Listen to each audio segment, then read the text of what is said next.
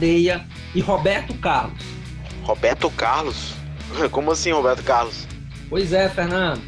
E como numa roda de samba raiz, o nosso entrevistado de hoje, Fernando, poderia inclusive ser um cantor. Eu estou falando de um dos comunicadores policiais do Piauí que nos lembra todos os dias que existem bandidos. Com uma voz firme e muita coragem, ele aceitou o desafio, Fernando, de participar do Vida de Repórter, o nosso podcast que começa agora. Estou falando do meu querido amigo Kilson Dionis.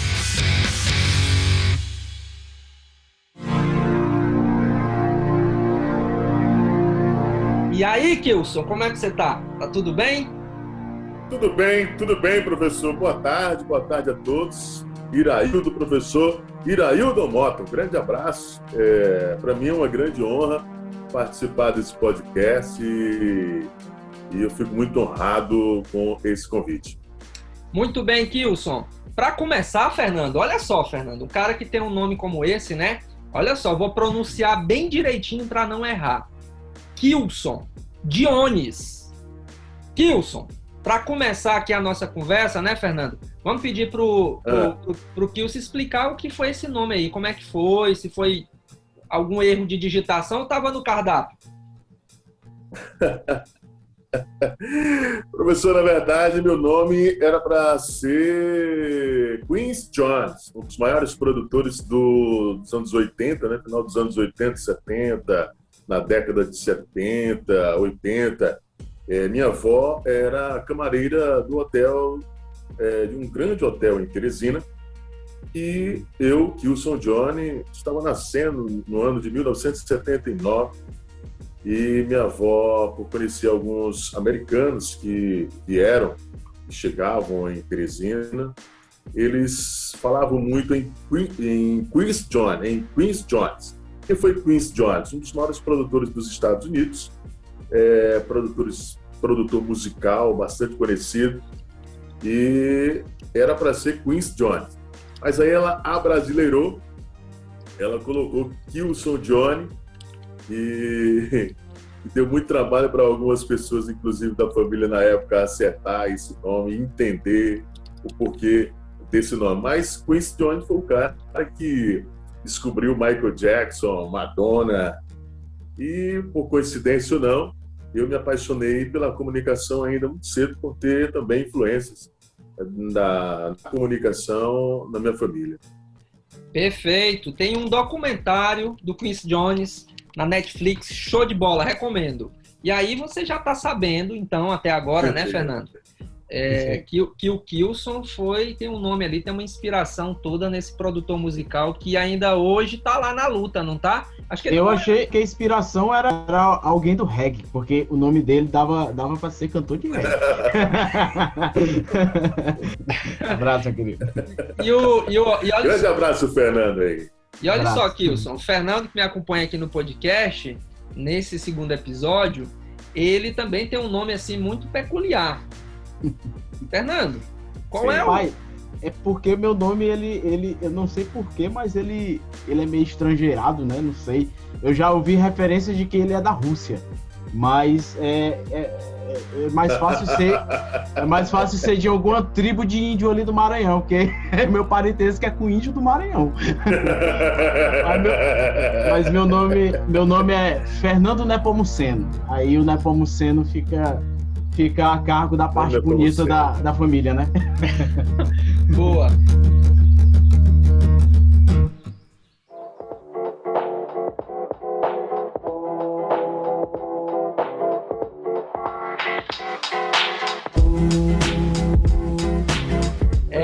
Vamos lá, Kilson. Vamos começar aqui a nossa jornada falando um pouquinho qual é a história do Kilson Jones. Na verdade, começa com, inicialmente, aos 8 anos de idade, sabe, professor? Quando eu, na verdade, ia aos sábados e domingos, para as feiras, para ler os jornais nas bancas, aos 9, aos 13 anos, eu me vi trabalhando em uma grande empresa, que foi a Cepisa, né? Lá encontrei grandes nomes, grandes mirins, né? Que na época se chamava mirim, que a gente entregava contas de energia. E eu me encontrei, cheguei lá, já encontrei o Dani Souza, o jornalista Dani Souza, o médico Dr. Hermones, e grandes outros nomes que estão aí se destacando profissionalmente. Mas aos 13 anos eu entrei para os quadros da hoje Equatorial Energia e fiquei até os meus 18 anos. E andando, me apaixonei pela comunicação ainda muito cedo, aos 16, realmente já sabia o que realmente eu queria, não pensava em outra coisa a não ser a comunicação, mas principalmente a televisão, porque a televisão ela me fascinava, até hoje me fascina, né? Mas esse veículo de comunicação, ele é impressionante. E aos 17 anos, eu me encontrei com o Roberto Cabrini, de Teresina, no Rio Puti Hotel. Como foi que eu consegui entrar? Ele veio para Teresina fazer grandes coberturas, como sempre. E eu tinha a ideia de que eu queria porque queria trabalhar em televisão. E eu fui até o hotel. E aí eu dei sorte porque uma pessoa, essa palestra era para estudantes da Universidade Federal do Piauí. E ao chegar lá, um estudante não pôde mais participar. Ele recebeu uma informação de um parente que tinha adoecido, algo desse tipo, e resolveu me dar a entrada para aquele evento. E no evento, eu consegui entrar no evento da Universidade Federal do Piauí, que era fechado, em 1997, e é o que aconteceu lá. Eu esperei todo mundo sair do evento, do hotel, e dei sorte de me encontrar, de conversar, de bater um papo com o Roberto Cabrini, grande jornalista que hoje está na Rede Record. Ele foi para o bar, para o salão do hotel, e eu me aproximei dele, ficava me tremendo todo, o cara que eu tinha visto recentemente naquela época, 1994, cobri a Guerra do Golfo, a Guerra do Iraque. Eu me via fazendo coberturas de guerras, né? E aí eu comecei a tremer e ele percebeu, estávamos sós, nós dois, e aí eu fui me aproximando dele, e aí ele disse, pode ficar tranquilo, pode dizer o que você quer. Aí eu falei para ele que era trabalhar em televisão, mas a minha ideia não era trabalhar em rádio. Ele foi e disse, eu comecei no esporte, sou torcedor do 15 de Piracicaba, e eu comecei fazendo esporte, mas no rádio. Eu não tinha ideia de ir para a televisão. Então, eu aconselho você começar primeiro no rádio, porque eu comecei no rádio. E aí, já ali eu não queria mais televisão. Depois do conselho do Roberto Cabrini e de conversar comigo durante 20 minutos, eu acredito que eu cheguei a conversar com ele 20 minutos, ele me aconselhou, vá para o rádio, que você tem um grande potencial. Precisa ser lapidado, estudar, ler bastante, mas o rádio é o caminho, é a grande escola. Inclusive, foi a grande escola para mim, disse o Roberto Cabrini naquela época, em 1997. Então, eu saí dali convicto de que eu tinha que conseguir uma vaga em um rádio, trabalhar na comunicação, e tinha que ser pelo rádio. Você sabe que eu estava naquela palestra, rapaz? Estava em 1997, né? Sim, estava lá, os cabelos caindo, viu, Fernando? Impressionante. Kilson, me fala então qual foi o start, ainda na infância, que te fez crer e te dá essa convicção dessa paixão pela comunicação. Teve algum momento, teve algum detalhe que você disse, puxa vida, é isso aqui mesmo? Teve alguma história peculiar que tu possa revelar pra gente? Olha, uma boa pergunta, porque eu nunca tinha falado o que eu vou falar agora. Eu acho que para ninguém. A gente adora isso. Peraí, vamos... Kilson, só um instantinho. Vamos criar aqui uma expectativa, porque a gente adora essas revelações. Então, Fernando, momento tenso. Kilson Jones vai falar uma coisa que ele nunca falou na vida dele. Tem que segurar que nem o Yeltsin Vasconcelos, né? Vamos lá. Calma aí, segura aí. Agora não, segura. Vamos deixar o povo na expectativa. Eu acho não. Quem acha tem dúvida, mas eu acredito que nem a minha esposa, que está comigo há 18 anos, e nós somos grandes confidentes, e eu acho que, acredito, eu nunca nem falei isso para ela. Pode falar. Eu resolvi entrar para a comunicação por um seguinte um tópico.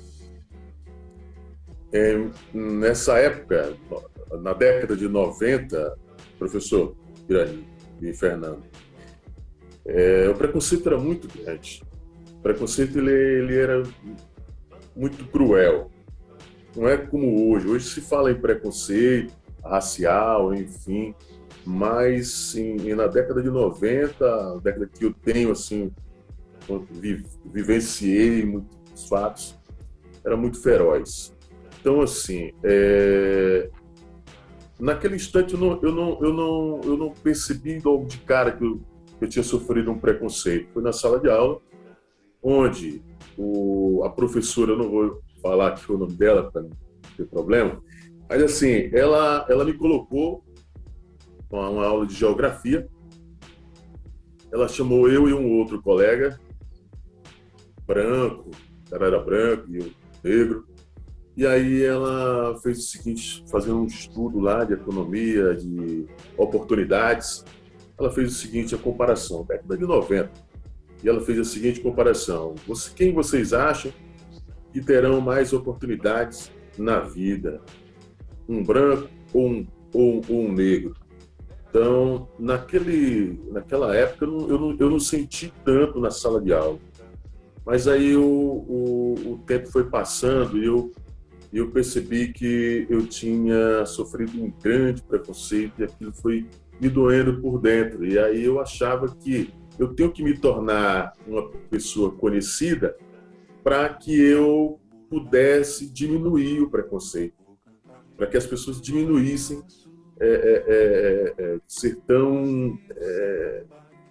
fazer tanto as pessoas sofrerem. Então foi ali, eu acredito que ali foi o ponto crucial que me fez pensar em me tornar uma pessoa conhecida, uma pessoa que não sofresse mais preconceito. Eu acho que foi isso. Às vezes, se a gente fica pensando que tanto eu como você e o Fernando somos três negros, né? Eu me considero negro. Eu sou negro, na verdade, não é que eu me considero. E a gente acha que preconceito só acontece na casa do vizinho, na casa do outro, né? E a sua história, ela com certeza deve agora, nesse momento, quem estiver ouvindo isso, inspirar outras pessoas para que nunca desistam, né? De que, na verdade, peguem aquilo que fazem com a gente, com preconceito, muitas vezes por preconceito, e a gente transforme isso em algo maior.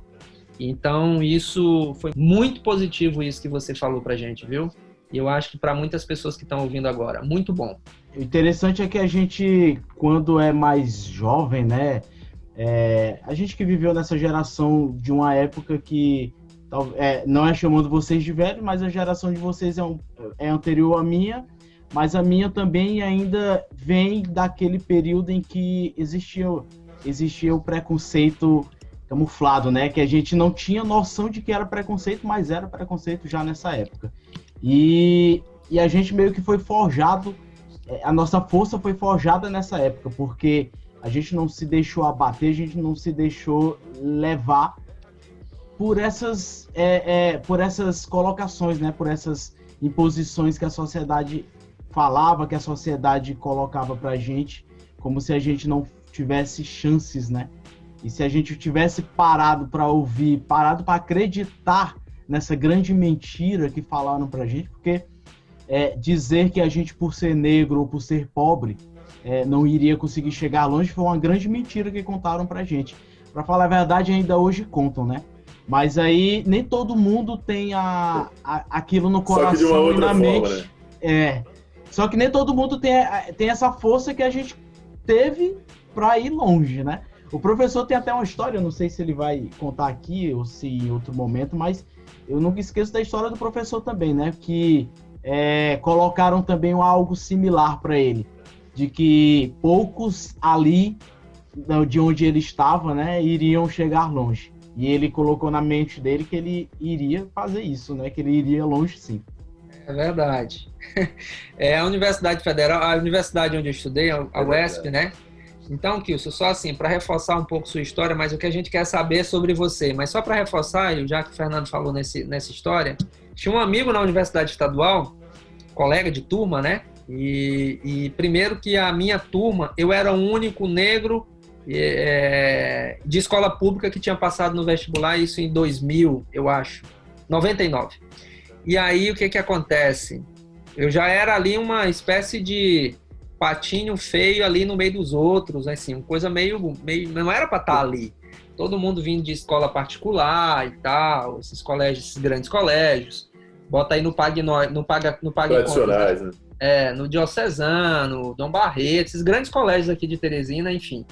E aí, chegou no meio do semestre, um rapaz, um colega, que hoje, inclusive, está muito bem, é professor de uma instituição de ensino também, ele, na mesinha ali do café, do lanche, ele disse o seguinte, Kilson, eu conto nos dedos da mão as pessoas que tem aqui nessa turma que vão se dar bem no mercado de trabalho.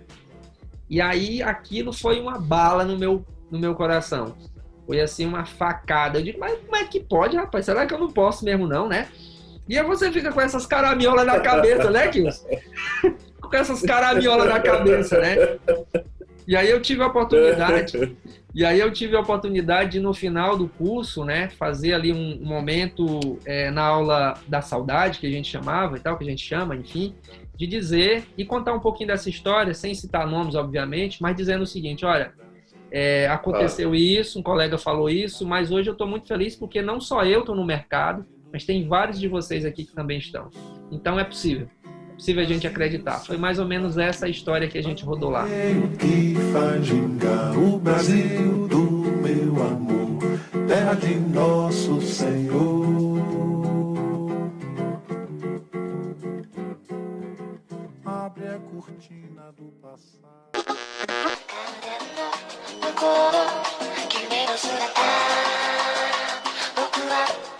Mas, Kilson, hoje, aliás, como é que foi entrar no rádio? Como é que foi o início no rádio? Bem difícil, porque 97, 98 foi uma grande explosão das rádios comunitárias em Teresina. Sim. E aí começou uma grande batalha, porque eu encontrei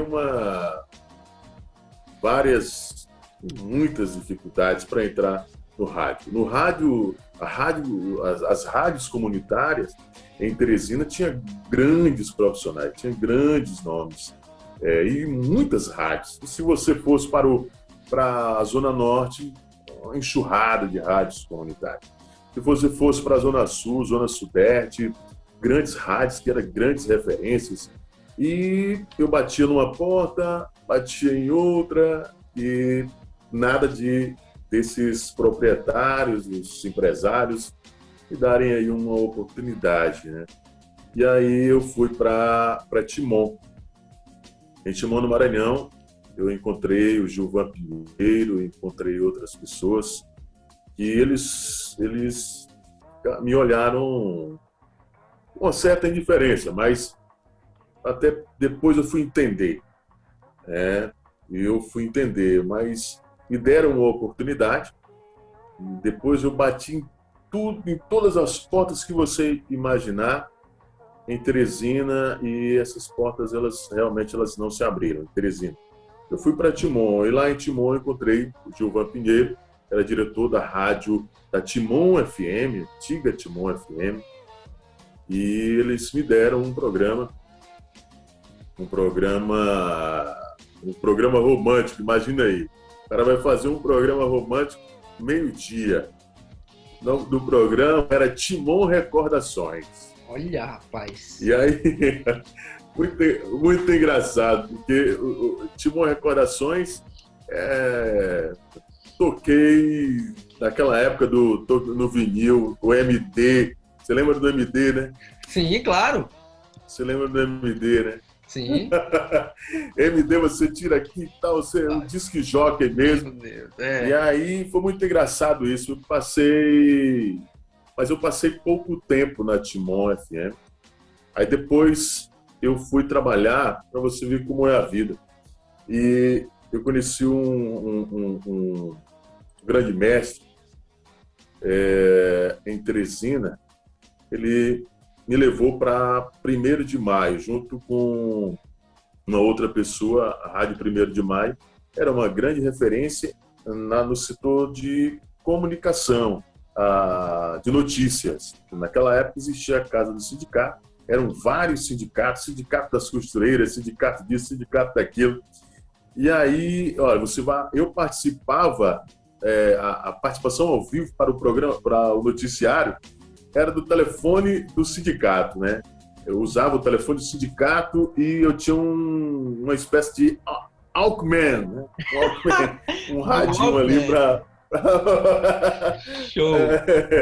E aí eu tinha um radinho ali e usava o telefone do escritório para poder participar ao vivo do programa de rádio lá na 1º de Maio FM.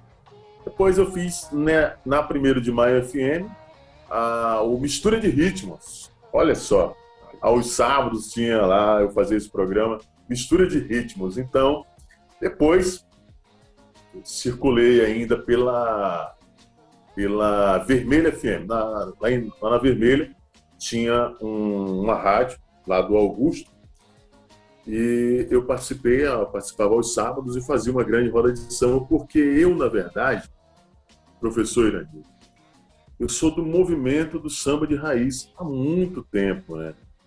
E o movimento samba de raiz, eu andava com a Francisca Trindade. Engraçado que existe uma música chamada Identidade.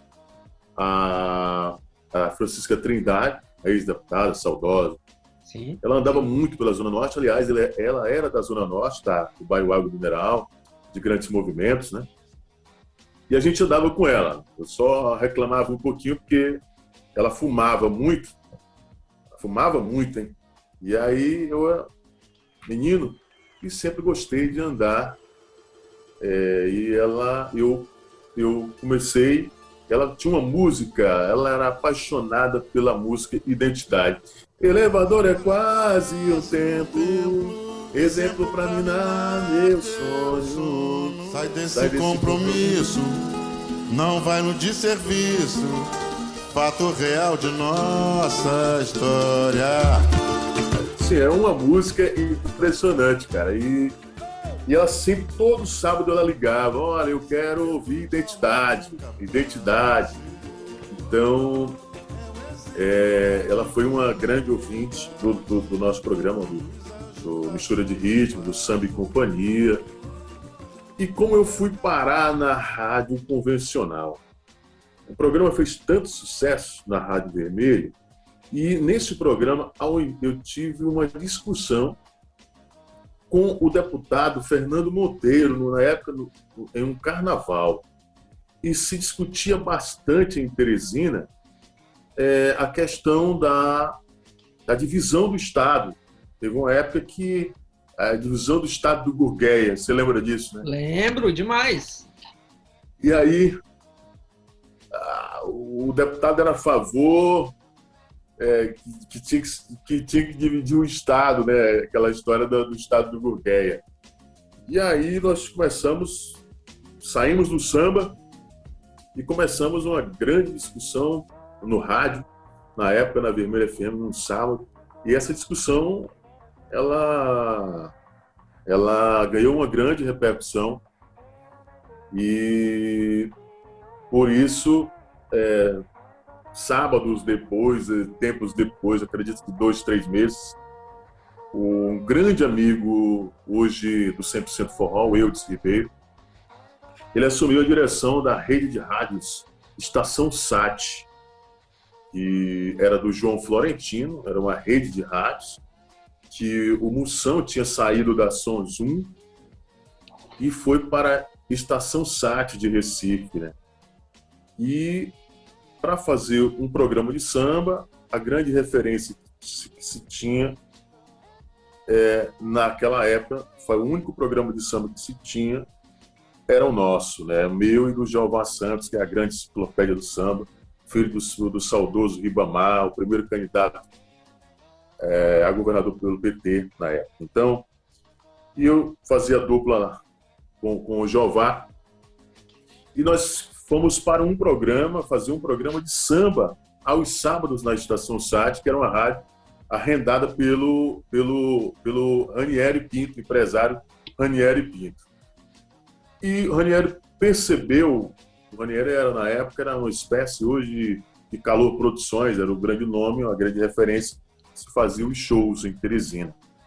E aí naquela época eu fui acompanhar o Ranieri na apresentação de shows, porque muito antes de eu fazer as apresentações oficiais, como eu fazia de apresentar grandes nomes, eu trabalhei no Roncador, Balneário Clube, eu fui diretor de lá, com 19, 20 anos, passei 10 anos no Balneário Roncador, e o que aconteceu foi que eu fui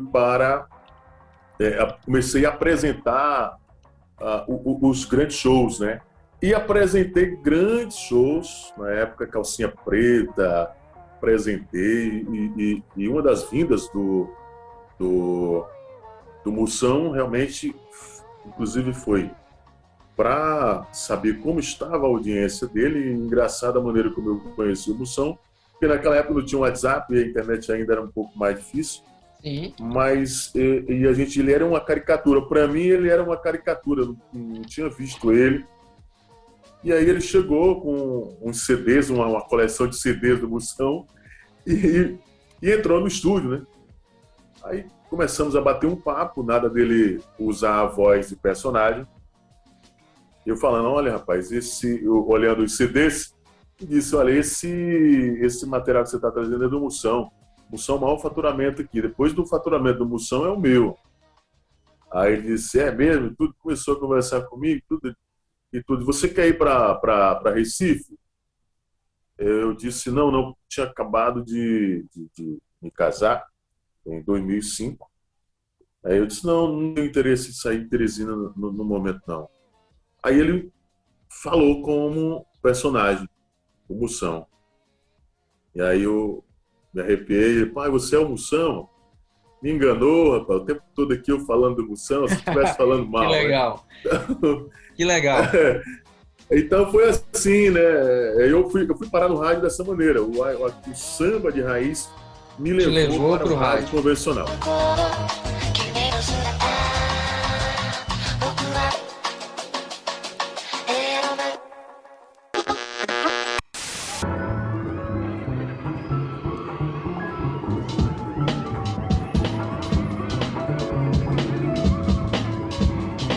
Hoje você faz jornalismo policial.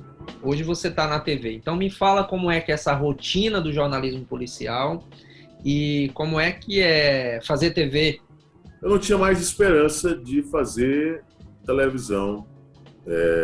Eu fui para... Quando eu saí da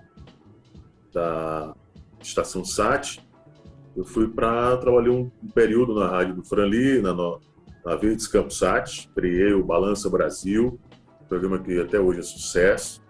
Aquelas vinhetas, tudo eu mandei fazer em São Paulo. E passei um curto período lá. Depois eu fui para 95 FM, onde lá eu fui coordenador artístico por 8, 9 anos. E na 95, o Paulo Brito, o radialista Paulo Brito e o Pádua, eles foram expulsos da TV Antena 10, ao vivo. E ele conseguiu lá ir para 95, onde eu estava. Conversou com o empresário Ranieri Pinto, foram para lá. E eu comecei a fazer um jornal, eu, Pádua Araújo e Paulo Brito. Em seguida, o Paulo Guimarães contratou o Pádua Araújo. E ficou eu e o Paulo Brito. Trabalhamos 6 anos, fazendo um jornal pela manhã. Foi um boom, né? Chegamos a ter aí um recorde de patrocinadores. O patrocinador pagava só para ouvir a gente falar uma vez por semana. Para ele já era o suficiente. Chegamos a ter 49 patrocinadores no programa. E o Paulo Guimarães levou o Paulo Brito para a Rede Meio Norte. Porque o Paulo Brito trabalhava de maneira de percentual, né? Tinha um acordo apenas. Eu tinha carteira assinada já há muito tempo, estava com o Ranieri, não tinha como eu ir. Mas eu também tinha recebido o convite para acompanhar o Paulo. Resolvi, naquele momento, ficar. Mas aí, antes disso acontecer, eu já fazia alguns free para o Yeldson. Eu conheço o Yeldson desde Parnaíba. Quando eu apresentava os shows, eu me encontrava com ele lá, ele trabalhava numa rádio, e a gente se encontrava, cheguei a me encontrar com ele umas 2 vezes. E aqui em Teresina, eu me encontrei com o Yeldson no shopping, mas aí como ele tinha as atividades, eu tinha outra, era um mundo completamente diferente, e eu esbocei nasceu novamente uma vontade de trabalhar na televisão. E aí o Yeldson, um belo dia, disse, olha, apareça nesse endereço. Eu fui até a residência dele, eu disse, eu disse, rapaz, é aqui que o Yeldson mora e tudo. Aí fui, ele me atendeu muito bem, a filha dele ainda tinha uns 3, 4 anos. Eu apresentei lá um material que eu gravava, fazia vídeo repórter. Aí eu apresentei isso. Ainda tenho vontade. Nasceu em mim novamente trabalhar em televisão. Como é que foi, então, a reação quando o Yeldson fez o convite? Foi ele que fez o convite, né? Como é que foi a sensação, o sentimento? Ele já tinha vontade que eu fosse para Meio Norte. Ele olhou para a filha dele, lá na casa dele, e disse, em nome da minha filha, você ainda vai trabalhar comigo na Rede Meio Norte. É só uma questão de tempo que a gente vai resolver. Eu fui para casa e, tempos depois, na minha contratação feita pelo Paulo Guimarães, também a convite do Yeldson, eu fui para a Rádio Meio Norte. Porque até então, ninguém conhecia o meu trabalho em televisão. Aí o que aconteceu? Estava na Rádio Meio Norte já há quase 1 ano, fazia hoje o programa que o Vitório faz à noite, e o Yeldson, uma bela manhã, terminou o programa e disse que queria falar comigo. Ele disse, Kilson, amanhã você começa comigo. Quero você de terno e gravata. Aí eu disse, como assim? Ele quer de terno e gravata. Eu quero você, repórter meu, tem que estar bem vestido. Você será o meu repórter a partir de amanhã. E eu fui. Eu disse, como é televisão? O que eu tenho que fazer? Tudo que você faz no rádio, você vai fazer aqui. Só que assim. E me entregaram o microfone e eu entrei no ar.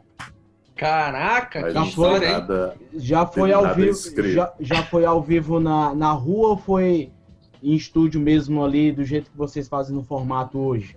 Eu fazia, porque o Yeltsin para mim foi o primeiro vídeo repórter. Aí depois ele trouxe o Mesquita, que fez o Sombra. Aí o Chico Filho, que fazia o 190. E eu, o Voz de Trovão, que foi o Yeltsin que criou essa história do Voz de Trovão. E aí ele criou, a gente não aparecia, fazia o vídeo repórter, fazia a matériazinho diretão lá e tal. E o que a gente faz ali no vídeo já é, eu considero que seja uma finalização, já é finalizando o nosso trabalho. Não é iniciando o trabalho, é finalizando um trabalho que foi produzido muito antes. Então, Muito bom. o que eu faço ali, eu considero que seja a mesma coisa que eu faço, ou que eu fazia no rádio. Não considero que um formato seja um formato de jornalista realmente. O Yeltsin disse, entra no ar, esquece câmera. Porque muitas das vezes o profissional ele se concentra tanto com a câmera, se preocupa tanto com a câmera, que esquece o que ele tem que fazer.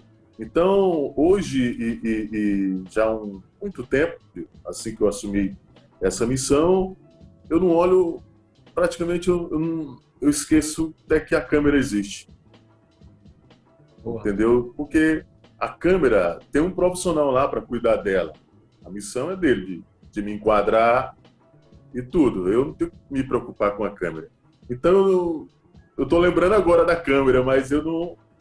Sinceramente, quando eu estou no ar, eu não lembro da câmera, não. Kilson, Verdade. muito bom Agora, essa história. caiu essa ficha agora. Quando eu estou no ar, eu não lembro da câmera. É impressionante. Realmente, eu acho que é muito legal essa tua história. Eu conversei com o Yeltsin na primeira temporada do Vida de Repórter, né? E o Yeltsin é um cara muito passional.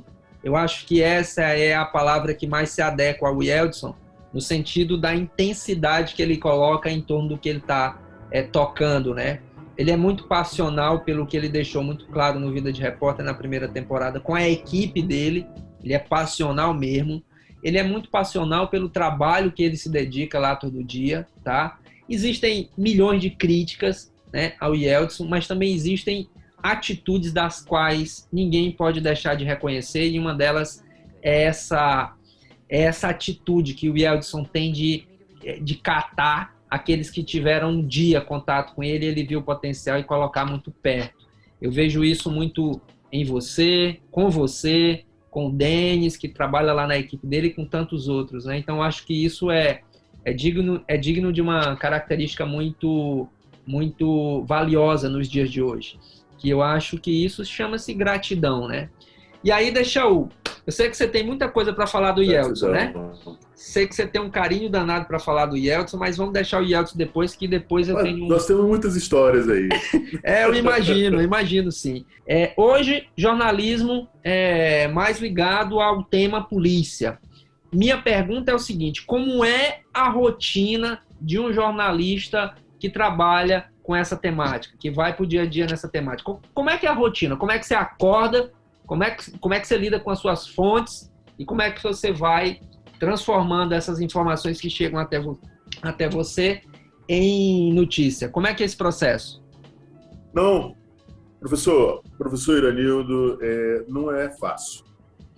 Eu tenho uma preparação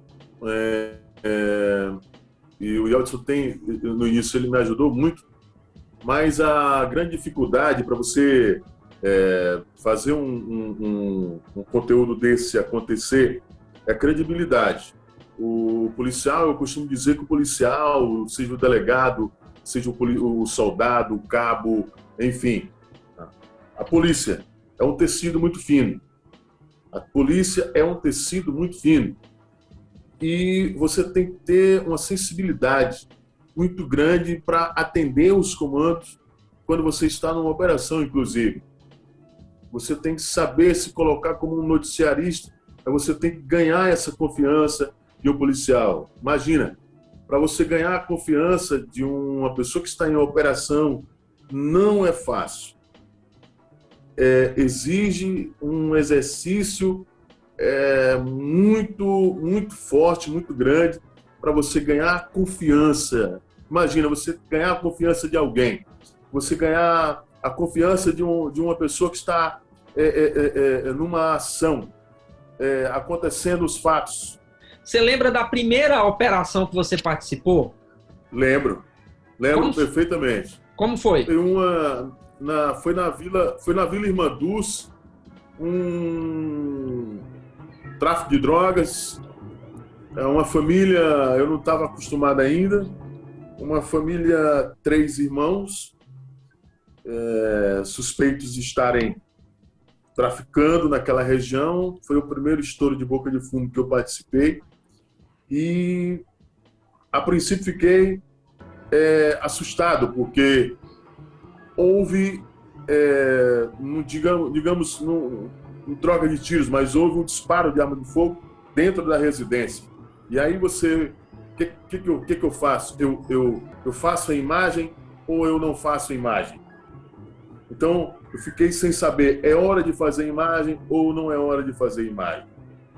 E alguns detalhes eu perdi, que hoje eu não dá para perder, que é o chamado furo de reportagem. Então, eu fui me adaptando a determinadas situações para não prejudicar o policial, mas também não prejudicar a pessoa que está sendo presa. Enfim, é uma série de situações que a gente se lida no dia a dia, principalmente na noite, porque ninguém sabe quem é quem. Então, a polícia, o policial, ele não se apaixona pela ocorrência. Você já correu o risco de... O que vale para o repórter... Desculpa, Kilson. Você já correu o risco... Várias vezes. Lembra de alguma cena que... Todos os dias. Todos os dias? Todos os dias a gente corre isso. Eu, principalmente, porque eu sou muito audacioso. Estou sempre em busca do furo. Eu não quero fazer ficar no quadrado aqui, fazer o cara 4 pedras de crack na porta da central de flagrantes. Eu quero sempre, todos os dias, estar me desafiando. Então, assim, uma das últimas que eu considero, porque o cara que é preso, o suspeito, ele não é uma ameaça para você. Entenda. Quem é ameaça para você é quem está do lado dele.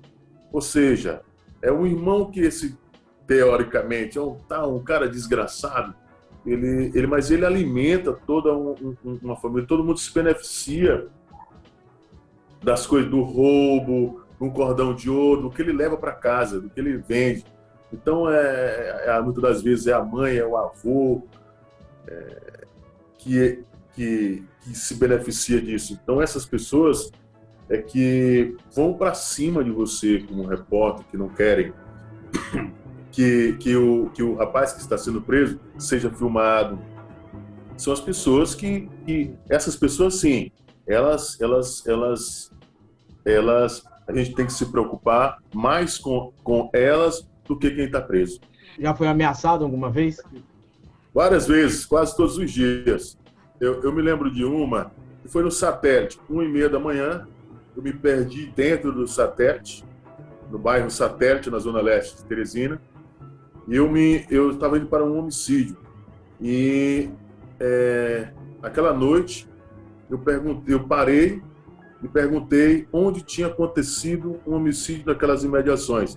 Eram aproximadamente uns 8 homens. E eu não me dei conta onde eu tinha perguntado o endereço.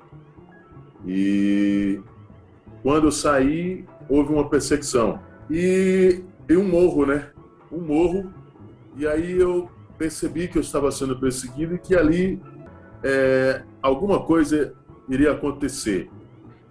E ao chegar no morro, subir no morro, eu fui salvo. Porque uma viatura do DHPP saía de uma rua de ré. E os 2 policiais saltaram porque eu gritei. E o Lucídio, eu não me recordo agora o nome do outro policial, mas eles estão aí para contar essa história. E eles tiveram que sacar da arma, porque ali realmente eu não tinha saído. Ali eu senti que eu iria ser atingido. Morto, não sei. Poderia ser que sim. Mas naquele dia eu senti realmente que a perseguição, eu passei por um grande perigo. Vamos lá, Kilson, me fale aqui uma coisa. Bandido bom é bandido morto? Não, é bandido preso. Me lembro de essa frase. Ela foi criada por um radialista aí que o cara ligava para bandido bom é bandido morto. Aí um dia o filho dele foi preso, do radialista. Olha só, tá vendo? O cara ligou para ele. Aí o cara ligou para ele. E agora, bandido bom é bandido morto? Aí ele disse, não, bandido bom é bandido preso. Desde que não seja meu filho. Legal, gostei. Kilson, voltando nessa história aqui, você hoje é um cara famoso, né? Hoje é um cara de fama, né? Um cara que tá aí todo dia na televisão. E aí eu queria aqui, Fernando, tirar uma curiosidade com o Kilson, que eu tenho há muito tempo. Dizem que os radialistas, que os comunicadores, com as vozes de trovão, assim, né? Peraí que eu vou botar um trovão. Olha só. Pronto. Então, esses caras da voz de trovão, assim, que são bem fortes e tal, dizem que atraem muitas mulheres. Isso é folclore? Isso é verdade? Você que já apresentou programas românticos, naqueles horários assim mais calientes, no sábado, na sexta-feira, que são momentos, inclusive, como o de hoje, que estamos gravando esse podcast, é verdade ou é um folclore? É um folclore.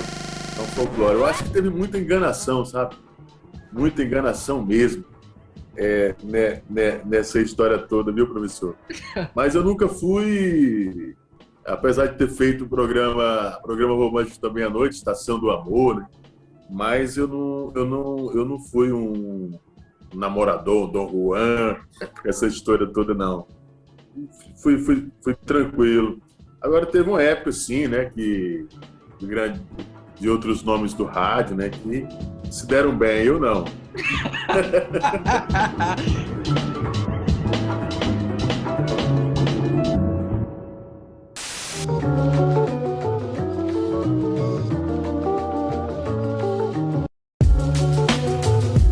Kilson, estamos chegando aqui no final. Eu vou fazer agora uma série de perguntas. É um bate-volta. O que vier à sua cabeça, seja bem objetivo, tá bom? Beleza. Então vamos lá. Primeira pergunta é o seguinte. A primeira pergunta é o seguinte. Qual é o aspecto mais marcante da sua personalidade? Credibilidade. Qual é a qualidade que você mais gosta em uma mulher? Sinceridade.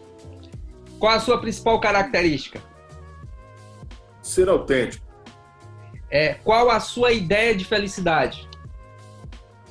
Hoje, ouvir um bom samba de raiz e ouvir as histórias dos meus filhos.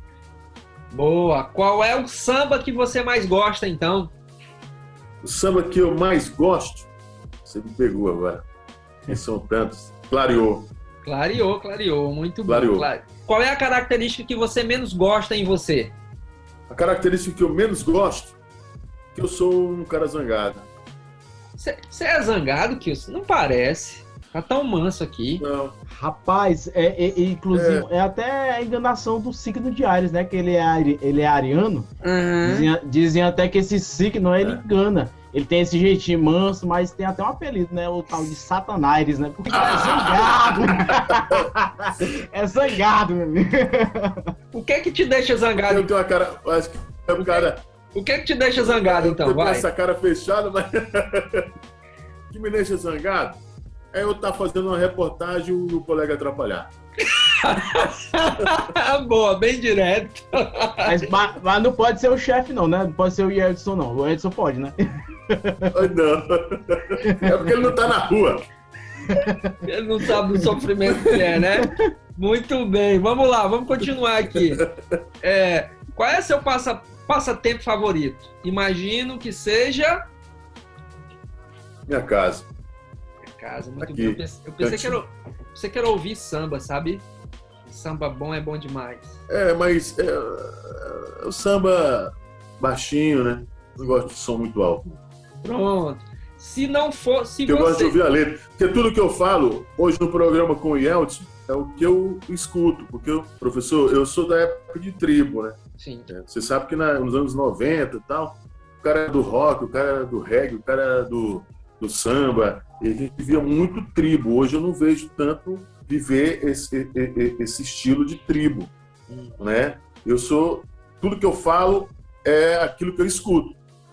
Eu escuto samba, Boa. raiz. Boa. Então tudo que eu falo no programa são retrato cantado de um grande amor. A mulher que foi para o cara que eu não sou culpado, meu bem, do seu grande amor, ter pavor do passado. Comprei camisa de seda, terno de linho importado. Aí, quer dizer, é o ex dela que ela está se casando, mas convidou o ex para o casamento. Então, eu associo isso a uma história que esteja acontecendo atualmente. Por exemplo, mulher traída. Aconteceu um caso, uma mulher que foi traída e que ela atacou o cara e tal. Aí eu usei logo uma música que eu escutei, que é a música do Revelação, do Xande de Pilares, que é Mulher Traída. Muito mais perigosa, aí eu disse, Elton, muito mais perigosa que bala perdida é mulher traída. Então, é o nome de uma música, mas que eu associo isso quando estou falando. Quando você consegue unir a coisa que você gosta, o seu trabalho, né? Isso deve ser muito prazeroso. Eu também tenho um pouco disso também, de trazer um pouco da culinária para o jornalismo, né? Parece que não tem muito a ver, mas quando você consegue fazer esse encaixe, faz todo sentido para a gente. Entendi plenamente o que você disse e concordo.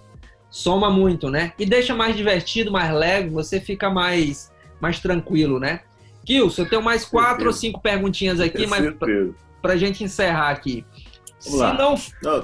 Se não fosse você, quem você gostaria de ser? Meu pai. Eu não conheço um cara mais inteligente do que ele. Legal. Um grande artesão. Meu pai, ele trabalhou em algumas empresas. Certo dia ele ficou desempregado, né? Em 1990, eu acho. E aí meu pai, ele tinha um sono, o sono da beleza. Sabe qual é o sono da beleza? Depois do almoço. Meu pai desempregado, minha mãe brigando com ele foi se deitar. Ele não perdia aquele sono da beleza. E aí ele, quando acordou, ele lembrou de todo aquele sonho, né? Que era fabricar guarda-sol de praia. E ele nunca tinha costurado, feito um curso de costura, nem nada. Meu pai comprou uma máquina, de acordo com o sonho, as medidas e tudo, geometria, eu e ele, nós fizemos um guarda-sol. E em 93, 94, nós fizemos um contrato com o governo do estado, na época do Monsanto, 94, na época da Pientu, né? Antiga Pientu, né? Era o brother, né? E aí nós vendemos muitos guarda-sóis para a praia e meu pai se tornou empresário artesão. E eu aprendi a confeccionar, eu sei confeccionar, fabricar guarda-sóis, principalmente esse de praia, esse grande, né? Então, e muitos ensinamentos. Quando eu brigava com meu irmão, minha mãe dizia, entra não sei o que e tal, não sei o que. E o papai disse, olha, se eu soubesse, eu não tinha colocado vocês na escola. Eu tinha levado para a igreja. Olha só. Papai, ele não entrava em bola dividida, meu irmão. Ele era muito inteligente, eu sou fã dele até hoje. Faleceu, hoje faria 60 anos, mas que Deus o tenha em um bom lugar. Kilson Jones, qual é o seu herói na vida real? Rapaz, é tanta coisa. Roberto Cabrini. Roberto Cabrini, legal. Eu vejo lá, aquela coisa, né, do jornalismo ali, aquela coisa referência, né? Que talento você mais queria ter? A paciência, que eu sou muito Já sei, zangado. elétrico. Muito elétrico, eu não consigo ficar em casa. O médico, quando eu sofri o acidente em 2018, não sei se você ficou sabendo. Sim. Eu quebrei 9 costelas, traumatismo craniano na cabeça abriu e fratura exposta na perna direita em 2 lugares. E aí os médicos disseram, olha, só daqui a um ano e meio que você vai caminhar. Eu voltei em 6 meses. Isso aí é mais do que teimosia, né? Isso aí é determinação. Boa. Kilson, pra gente finalizar, qual é o seu lema de vida, cara? Lema de vida? Sim. Trabalho sem parar. Talvez seja por isso que o Yeldson está com você até hoje, né? Fernando, que papo legal, né, cara? Muita coisa. Poxa, demais.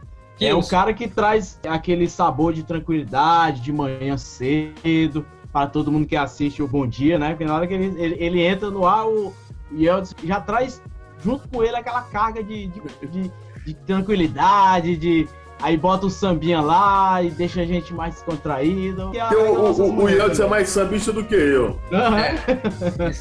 O Yeldson é mais sambista do que eu. Você pode acreditar no que eu tô falando.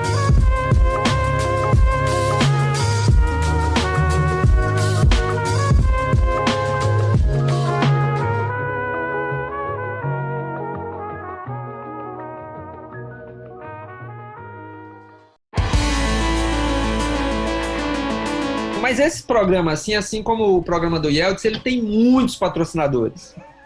O Yeldson não tem mais nem vaga, né? Eu tô sabendo que lá não tem nem vaga para patrocinar. Aqui também tá difícil, Fernando. Então, quem é que vai pagar a conta desse programa pra gente mandar o boleto? Rapaz, aqui eu anotei dois que já são grandes demais já. Tem um aqui que eu queria ter, né? Porque eu sou da época que eu ouvi a 1º de maio, certo? Eu vou incluir aqui no caixa aqui a 1º de maio, mas não tá mais, né? Mas eu ouvia muito essa rádio aí, cara, na época que ela existia ali na Praça do Liceu, não sei se na sua época ela era de Pronto. Mas eu ouvi demais. Então a rádio 1º de maio. No fundo da PCF.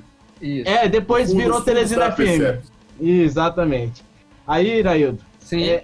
Grupo Sunzunsat, né? Porque como ele falou do boleto pra eles, fatura. Manda a fatura lá. Mandar pro Emanuel Gurgel, né? Que o homem ali tem dinheiro. Aí a gente manda pro Grupo Sunzunsat. Aí o terceiro, que é o principal, né? Esse daqui vai ser uma fatura boa. Vou mandar pro Yeldson Vasconcelos, né? Já que passamos o programa todo falando nele, nós vamos mandar pra ele também. Eu acho que você É verdade. Eu acho que você esqueceu aí mais 2 aí, sabe, Fernando? Diga lá quem são. O Xandão tá aqui. Diga. O primeiro é o Paulo Guimarães, né? Paulo Guimarães, que é o pai de todos aí. Vamos mandar essa fatura pra ele. Ele tá em Miami hoje, né? Uma hora dessa. Tá lá curtindo a casa de praia, não sei. Paulo Guimarães é um. E o outro... Eu também pensava, eu tinha esse mesmo pensamento. Né? Que ele ficava ali na casa de praia, coisa nenhuma. Coitado, né? Trabalha. Miami, Muito bem. E o outro, Fernando, eu acho que é a Verdes Campsite, o nosso amigo Franli, que também tem muita grana, vai dar uma fatura legal. Então esse programa de hoje, viu, Kilson? Tá vendo como a gente tem grandes patrocinadores aqui, rapaz? Esse programa de hoje, certeza, muito especial, não só por conta desses patrocinadores que a gente já vai encaminhar a fatura, o financeiro já está providenciando ali, mas por ter você aqui, cara. Você sabe que eu lembrei um fato, sabe? Diz. Lembrei um fato, qual é? Eu fiz até o 7º período de Direito, aí desisti ali. Eu fiz Biomedicina, passei em 4º lugar ali para Biomedicina, fiz só o 1º período. Aí eu fiz Jornalismo. Sim. E agora eu vou concluir Investigação Forense e Perícia Criminal. Falta só o Olha, período. rapaz. É. Kilson Certeza. Jones, meu amigo, muito obrigado. Esse foi Amém. a segunda edição do podcast Vida de Repórter, tá? Em breve em todas as plataformas. Aliás, Fernando, como é que o povo faz para ouvir esse negócio? Inclusive o Kilson, a família, o Yeldson. O Yeldson tem que ouvir esse negócio aqui, que ele tá muito aqui. Meu Deus, de cada 10 palavras aqui, eu vou dizer assim, Yeldson, de cada 10 palavras que a gente fala, a gente, quando convida um parceiro, um parça seu, A cada 10, 9 são Yeltsin, né? 9 é dele, né? Eita, cara, pra ser guloso, né? É um caba guloso, meu amigo. Onipresente e onipotente o homem, né? Então, Fernando, onde é que a gente escuta esse negócio? No Spotify, é só entrar lá no perfil lá, procurar Vida de Repórter, e vocês vão conferir lá este e outros que estão e que virão ainda, né? Tem muita coisa boa pra vir aí, né, Fernando? Tem muita coisa boa pra vir. Muito bem. Kilson, beijo no coração, beijo na família. Você sabe que a gente tem um carinho enorme aqui por você e fica bem, tá bom? E muito feliz pela sua Tá história. certo, eu que agradeço. Muito feliz aqui realmente de conhecer a sua história, porque ela vale muito a pena a gente, primeiro, reconhecer. Eu acho que a gente tem que reconhecer as pessoas enquanto estão vivas. E é isso que a gente tenta fazer aqui, na medida do que a gente pode, nesse vídeo, nesse podcast chamado Vida de Repórter. Abraço, meu irmão. Tá certo, eu que agradeço pelo convite, me sinto muito honrado mais uma vez e feliz demais de estar aqui conversando com vocês. E para mim, eu ganhei não só o dia, mas me sinto muito honrado aqui no coração. Massa. Valeu. Coisa boa, cara. Muito Amém. obrigado. Obrigadão, viu? Fica bem. Abraço. Valeu, Kilson. Forte abraço. Valeu.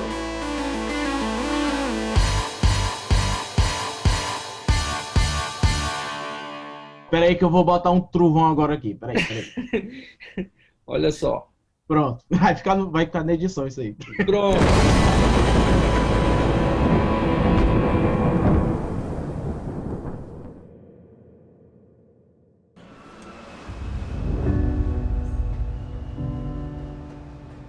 Assumir riscos não é apenas sobre procurar emprego.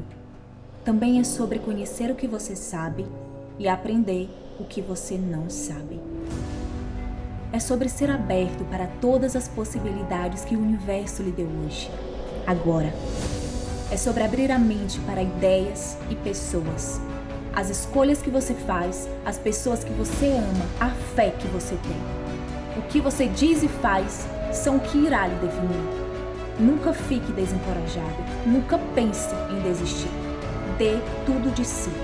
E quando você cair ao longo da vida, lembre-se, caia para frente. Escola com Rádio. Inscrições abertas para o curso de Rádio e TV. Mais informações, 0 Prestadora 86 99495 8096. Apoio, Sindicato dos Radialistas do Piauí.